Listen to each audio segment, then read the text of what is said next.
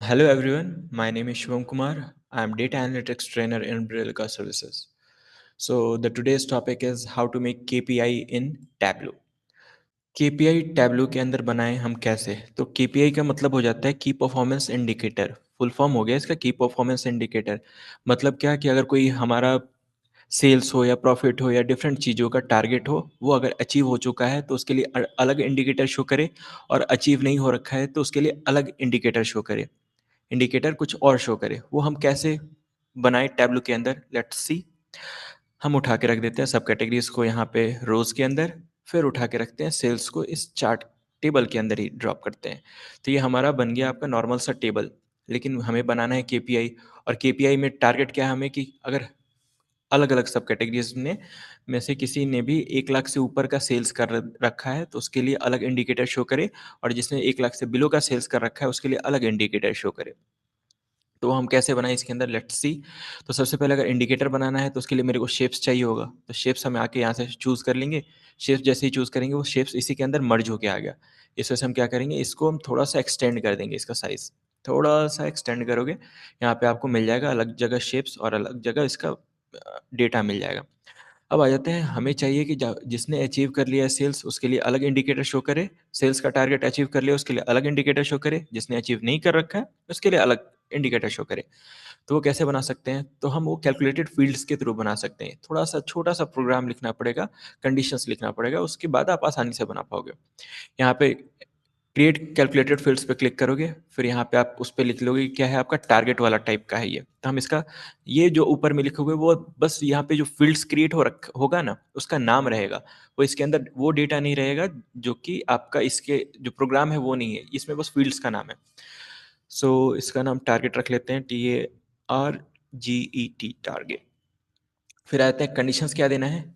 If if condition है हमारा कि sales, sum of sales, SUM sum of sales, sum of sales is greater than sum of sales is greater than 1 lakh. 1 lakh से ऊपर है तो उसके हमें अलग तरीके से शो करे।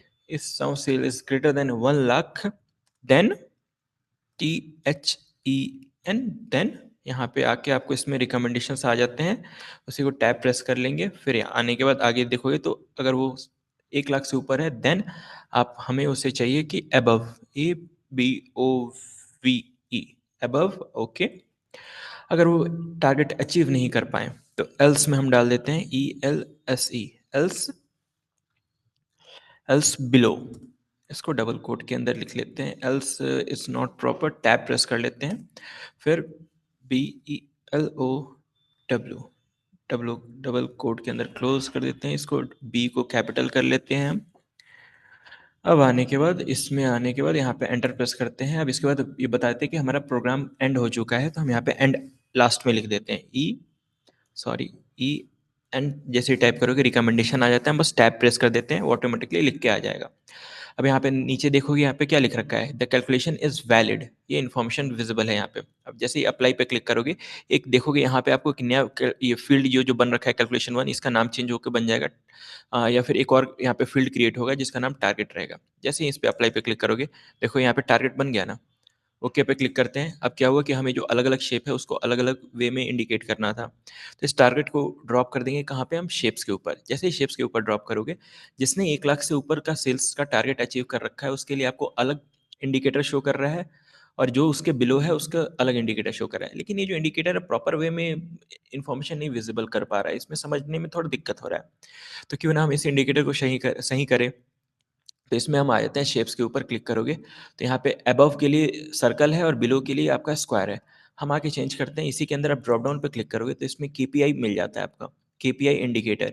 जैसे इस पे क्लिक करोगे यहाँ पे मिल जाता है, अगर टारगेट अचीव कर रखा है उसके लिए हम ग्रीन दे देते हैं। तो वो क्या करना पड़ेगा, अबव वाला है उसके ऊपर सेलेक्ट करने के बाद फिर ये ग्रीन वाले को सिलेक्ट कर दिया हमने।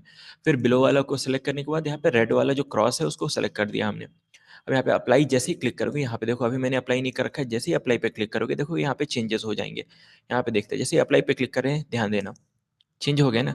जिसने जिसने 1 लाख से ऊपर का सेल्स अचीव कर चुका है उसका इंडिकेटर टिक शो कर रहा है, जिसने 1 लाख के बिलो है अभी वो आपका क्रॉस का साइन शो कर रहा है। अब इसी को हम सॉर्टिंग कर देते हैं ताकि हम प्रॉपर देख पाएँ, इसको अंडरस्टैंड कर पाएँ। जैसे ही सॉर्ट करा हमने तो क्या देख पा रहे हैं कि जहाँ-जहाँ आपका 1 लाख से सब में 1 लाख से ऊपर था, हर जगह टिका रखा है। जहाँ सेल्स आपका 1 लाख से बिलो था, वहाँ पे हर जगह क्रॉस आ रखा है। तो मैंने केवल अभी 2 इंडिकेटर बनाए हैं। आप multiple indicators if yes else if लगा के मल्टीपल इंडिकेटर्स बना सकते हो टैब्लू के अंदर। So that's all for now. Have a good day.